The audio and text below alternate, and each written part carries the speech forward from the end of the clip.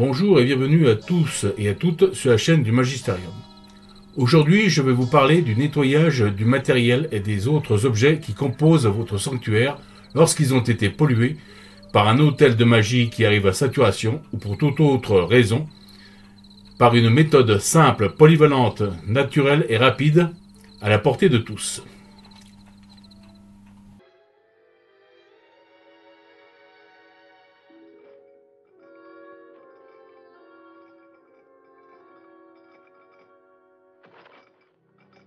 Peste soit de cette époque retardateur. Pas le moindre agrément ni le moindre confort.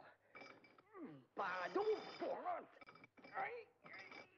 Rien, zéro. Oh, zut, et rechute. Encore zut. Oh, mais qu'est-ce qu'il y a encore, ça précis? Oh, quoi, mais, oh, saleté de chaîne. Ah, au diable. Tout est compliqué. Tout ceci va se diviser en plusieurs catégories, selon les matières dont est composé votre matériel de magie et des divers objets qui se trouvent dans votre sanctuaire. La première catégorie sont les matières qui ne mémorisent rien et ne se chargent pas ou très peu, comme les matières plastiques, les isolants tels que le liège ou les minéraux amorphes ou, si vous préférez, ceux qui ne présentent aucune structure moléculaire organisée.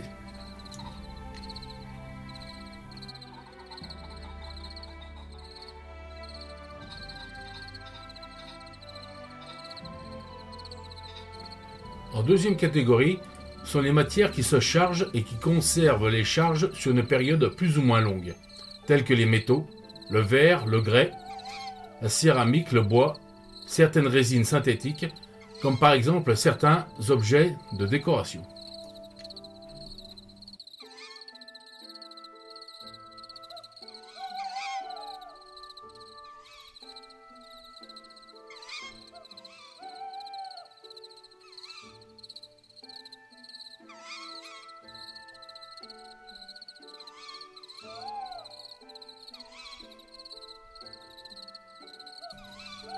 Pour la troisième catégorie, on trouve les matières qui, en plus de se charger en énergie, mémorisent vos rites et tous vos actes de magie, de par leur structure moléculaire organisée et leurs propriétés naturelles qui sont principalement minérales, telles que le cristal de roche, l'aventurine, la labradorite et autres.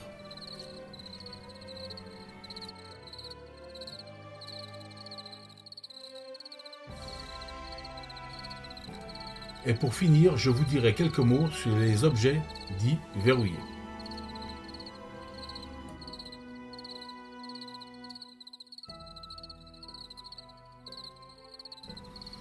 Pour la première catégorie, il n'y a pas grand-chose à faire, et la fumigation d'encens et de certaines plantes telles que l'olibonum avec de la sauge blanche et du basilic, ou du pontifical avec du fumeterre et du millepertuis, accompagné de l'exorcisme adéquat de votre sanctuaire lors de votre reprise d'activité, s'avère suffisant.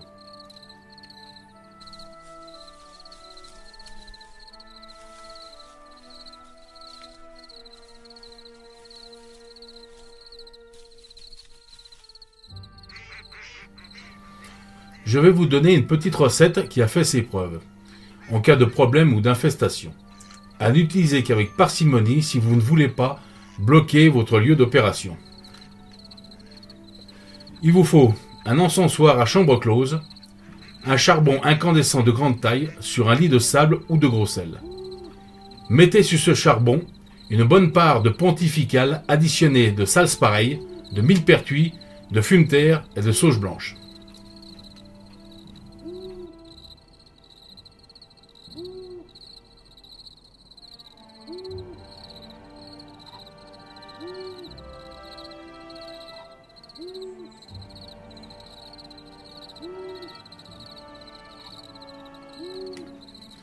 Vous obtiendrez par ce mélange une action très puissante et très profonde, qui va rapidement dégager, purifier et décaper en profondeur votre sanctuaire et tout ce qu'il contient ou tout autre endroit à fumiger.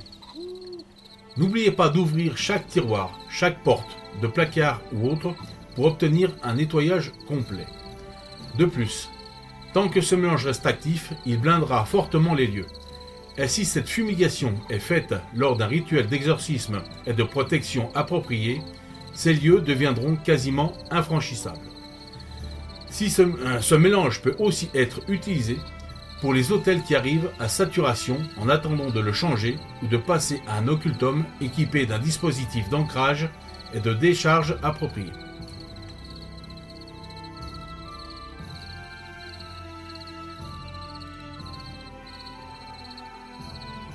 Pour la seconde catégorie, tels que les objets en métal comme les cuillerettes à encens, les coupelles ou les bougeons en verre et autres objets qui peuvent supporter la chaleur.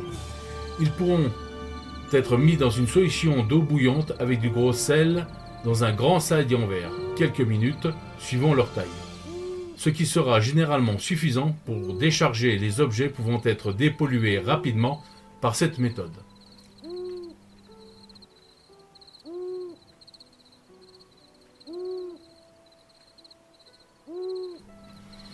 La chaleur provoque la dilatation et fait vibrer les molécules, et le sel contenu dans l'eau va absorber les charges. Les molécules de verre, comme celles des métaux ou de toute autre matière, vibrent selon une certaine gamme de fréquences. Quand la matière est suffisamment chauffée, cette fréquence se trouve modifiée, ainsi que les charges ou les énergies qu'elles contiennent. Ces charges se diluent dans l'eau et le sel les absorbe. J'arrêterai ici cette explication un peu sommaire qui devrait faire l'objet d'une émission sur l'usage du sel en magie pour ne pas sortir du cadre de ce cours.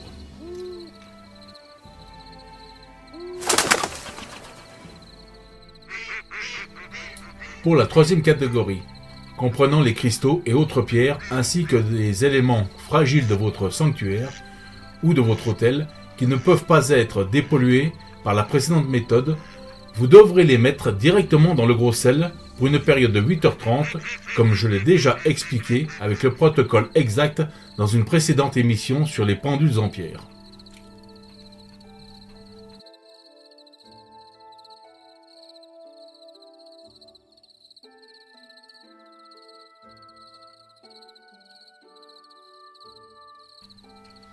Pour mémoire, je vous rappelle que de vouloir décharger et surtout réinitialiser des pierres comme le cristal de roche dans l'eau salée ne sert à rien. Car vous n'obtiendrez, contrairement à ce qui est dit dans beaucoup de livres traitant du sujet, qu'une décharge partielle ou périphérique pour les raisons suivantes. Premièrement, pratiquement toutes les pierres qui ont une structure moléculaire organisée, et surtout les cristaux dont le fameux cristal de roche, qui en plus de pouvoir se charger aisément, mémorisent tout ce qui se trouve à la portée de leur champ d'action. Ils captent et se chargent des diverses énergies. Ils ont la capacité de mémoriser vos pensées, vos émotions et tous vos actes de magie, tous vos rites et rituels et toutes vos invocations. Deuxièmement, les cristaux sont naturellement des générateurs et des amplificateurs d'énergie.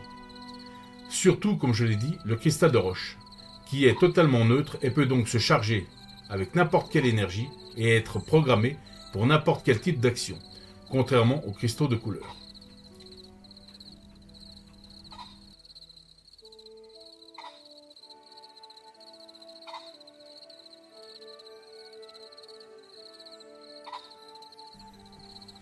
Donc, même si vous pouviez les vider totalement de leur énergie avec de l'eau salée, ils la reconstitueraient automatiquement et réalimenteraient tôt ou tard les mémoires et les programmes qu'ils auront conservés. Seule la cristallisation naturelle du sel peut capter et décharger les énergies et les mémoires qu'ils contiennent, à part bien sûr leur énergie et leurs programmes naturels qui, eux, sont verrouillés par Dame Nature, ou qui ont été verrouillés volontairement ou pour d'autres raisons.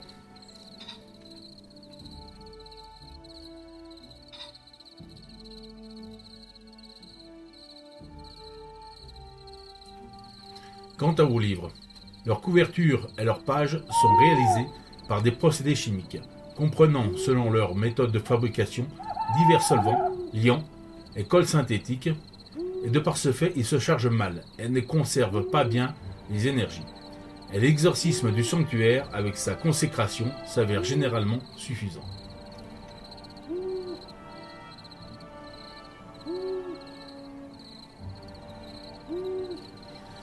Il n'en va pas de même pour les grimoires souvent anciens faits main, avec des couvertures en bois ou en cuir, sertis de pierre avec des parties métalliques et des pages en vrai parchemin, et des encres végétales, minérales ou métallisées comme ceci.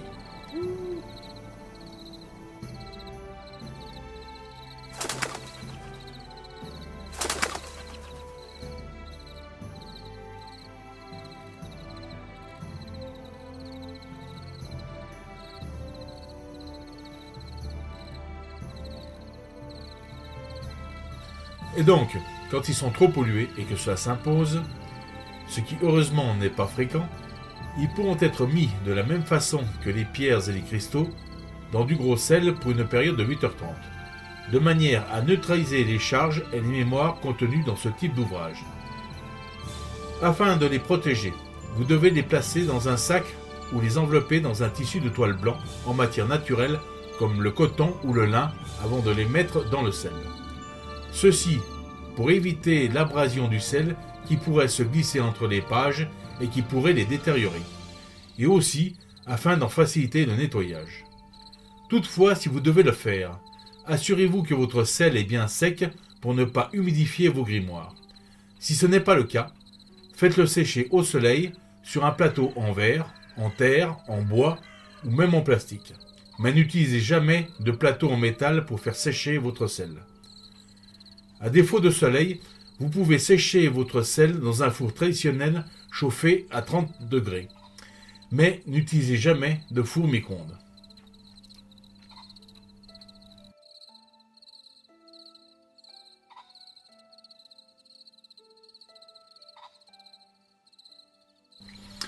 Il est conseillé, après le passage au sel des grimoires opérationnels, de pratiquer un exorcisme et une consécration appropriée à ceux-ci.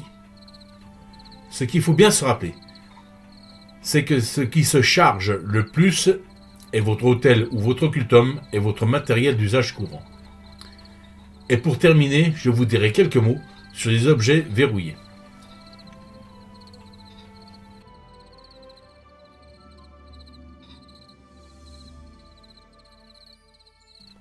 En premier, nous avons les matières naturelles qui sont dans l'ordre minéral, végétal, animal.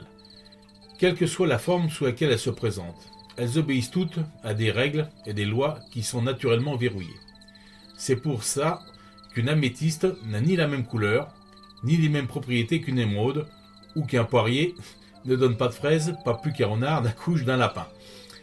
Deuxièmement, nous avons les objets qui sont verrouillés par des programmes comme certaines pierres ou cristaux utilisés en lithothérapie ou en développement personnel.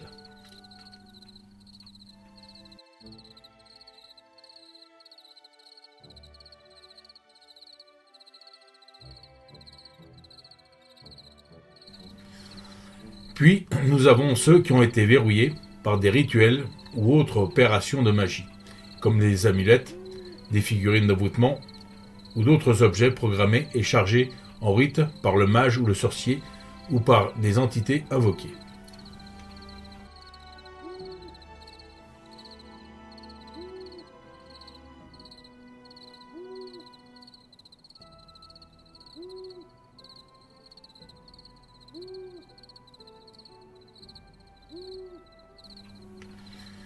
Dans tous ces cas, il faudra les exorciser et les consacrer avec un rituel adéquat ou les détruire. De préférence et par sécurité, il faudra le faire en rite pour être bien sûr qu'ils soient neutralisés. Puis nous arrivons aux pentacles et taillissements, aux divers sceaux et signatures d'entités qui ont été conçus, ouverts et utilisés en rite, et qui sont directement reliés ou rattachés d'une quelconque façon aux diverses entités.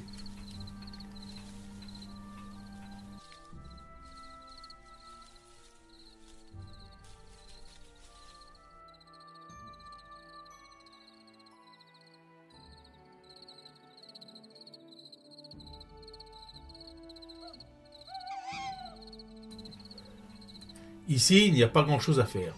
Seul un rituel de neutralisation ou de destruction doit être pratiqué pour être sûr qu'il soit correctement désactivé ou détruit. Et pour finir, certains objets personnels, et plus particulièrement les bijoux avec des pierreries, comme le joli camée ou la belle bague ornée d'une émeraude sertie de petits diamants, de la grand-tante qui est morte d'un cancer qu'elle a traîné pendant des années, ou celle que portait toujours la fameuse grand-mère qui était mauvaise comme la peste. Ces objets ont été chargés pendant des années par des courants délétères qui les ont imprégnés en profondeur et qui les ont en quelque sorte scellés. Dans le cas de figures où des objets ont été verrouillés de la sorte, il faudra les exorciser et les consacrer ou bien les détruire avec un rituel adéquat.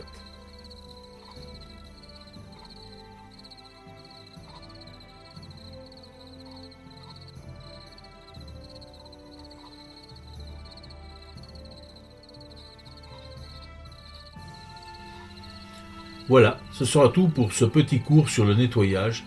Je pense avoir fait en gros le tour de la question. J'espère que ce petit cours vous aura plu et qu'il vous sera utile. N'oubliez pas de mettre un petit pouce et de vous abonner à la chaîne si ce n'est pas déjà fait. J'espère tous vous retrouver dans quelques temps pour une nouvelle émission sur la magie. À bientôt.